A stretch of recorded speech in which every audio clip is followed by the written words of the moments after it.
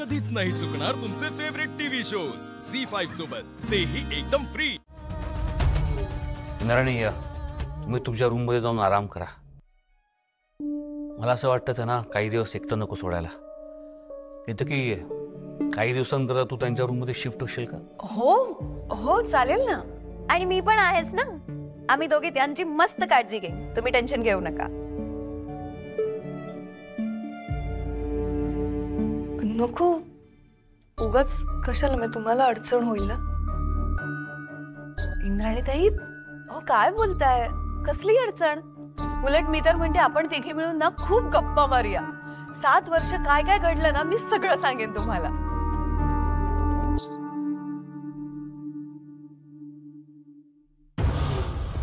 नाहीतर मी थांबते आत्यांसोबत। उगाच काकूंना त्रास कशाला ना। मी राहते तुमच्या सोबत।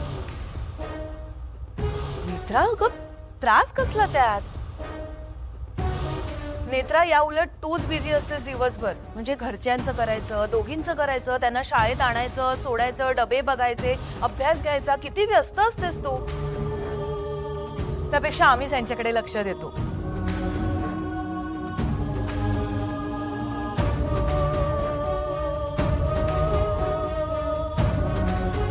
आणि मला सांग, तुला काय वाटतं, तुलाच फक्त यांची काळजी आहे?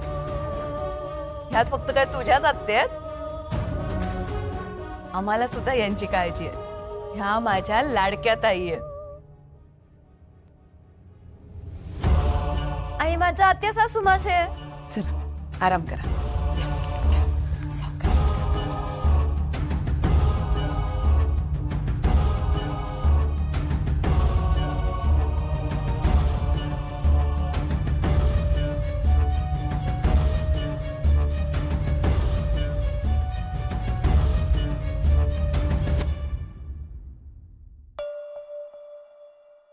चल, मी मैथिली मावशींना भेटून येते। त्यांनी हे सगळं ऐकलं असेल तर त्यांना खूप त्रास झाला असेल। मी आलेच। ठीक आहे।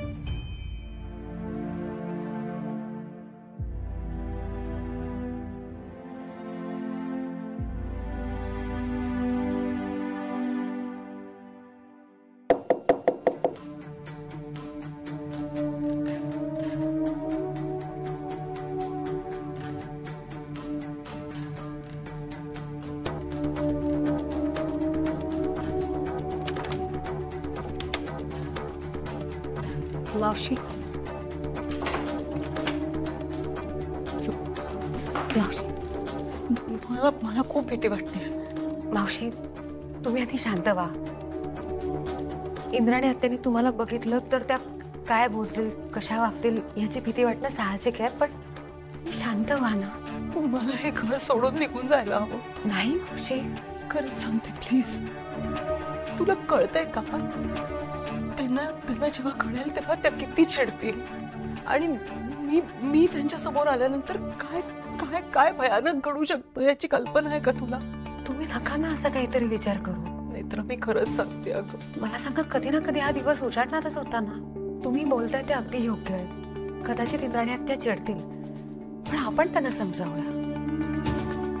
हा चला। नाही नाही नाही नेत्रा, मावशी आणू ऐक ना माझं, त्या आत्ताच हॉस्पिटल मधनं आल्या आहेत, त्यांच्यात विकनेस असेल, त्यांना बरं नाही वाटत आहे अजून। मला त्यांना त्रास होईल अशी कुठलीच गोष्ट करायची नाहीये नेत्रा। बरं ठीक आहे, पण मग त्यांनी थोडा वेळ आराम केला की मग मी त्यांना कल्पना देते। नाही, घाई करायला नको, त्यांना जरा सेटल होऊ दे, त्यांना बरं वाटू दे। मग जेव्हा खरंच वेळ येईल ना त्यांच्या समोर जायची, तेव्हा ठरवूया काय करायचं। पण तोपर्यंत त्यांना हे कळायला नको की मी ह्याच घरात राहतेय। प्लीज।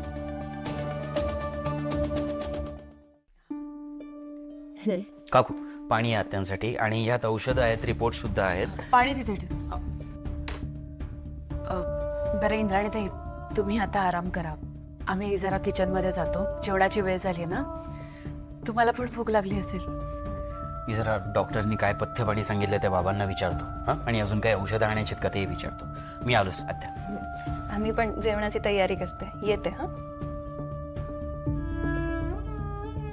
थोडा वेळ थांबा ना माझ्याजवळ.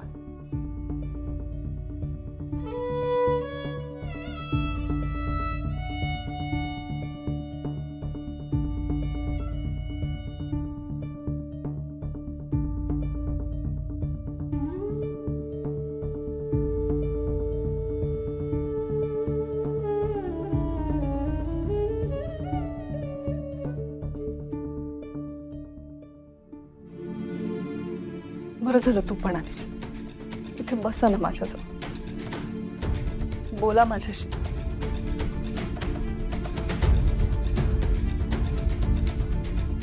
सात वर्ष कोमात होते. माझा विश्वासच नव्हता ह्याच्यात. जेव्हा मुलींना मोठं झालेलं बघितलं ना, तेव्हा विश्वास बसला. हो, पटकन मोठी होतात ना मुलं. शुद्ध आल्यावर मला कळलं की मी 7 वर्ष कोमात होते. आणि तेव्हापासून फक्त एक प्रश्न माझ्या समोर आहे.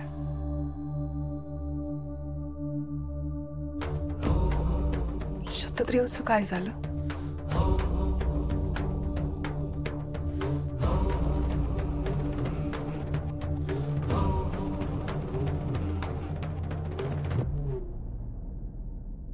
सांगा ना मला,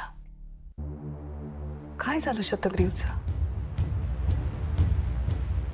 तुम्ही सगळे सुखरूपात, ह्याचा अर्थ शतग्रीवचा अंत झाला असणार, हो ना? सांग ना मला, कसा झाला अंत त्याचा? सांग आत्या सासू मला काय झालं ते. बस ना, बस बस बस. सांग. आत्या, आत्ताच आलात तुम्ही. आल्या आल्या या सगळ्या विषयांवर चर्चा नको ना. ज्या शतग्रीवमुळे मी 7 वर्ष कोमात होते, काय झालं मला कळायला हवं. मी तुम्हाला सगळं सांगणार आहे. फक्त आत्ता नको एवढंच मी म्हणते. माझं ऐकायला एवढं. बरं, उलट आता तर तुम्ही छान छान गोष्टी तयार करा. ईशा आणि रीमाला सांगायला. गोष्टी सांगितल्या नाही ना तर त्या सोडणार नाहीत तुम्हाला. सांगेन त्याला गोष्ट. इंद्राणीताई, तुमच्या गोळ्या घ्यायची वेळ झाली ना. काकू मला काय म्हणत नाही. चालेल, आम्ही आलोच किचनमध्ये. तयारी करतो जेवणाची.